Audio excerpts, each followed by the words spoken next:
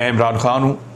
इसको कहते हैं सेलिब्रेशन, या इसको कहते हैं जब इमरान खान को निकाला, उस्मान बुज़दार को निकाला, पाकिस्तान तहरीक इंसाफ की हुकूमत रजीम चेंज ऑपरेशन के नतीजे में ख़त्म की गई, तो उस वक्त पाकिस्तान पूरा बाहर आ गया था, हर शहर बाहर आ गया था।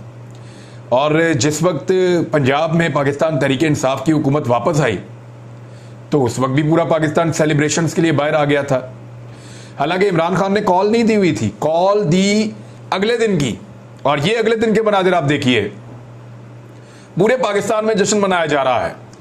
लाहौर, कराची, इस्लामाबाद, पेशावर, कोयटा, फैसलाबाद, मुल्तान, सियालकोट, हैदराबाद, कौन सा ऐसा शहर है जहां लोग जश्न नहीं मना रहे?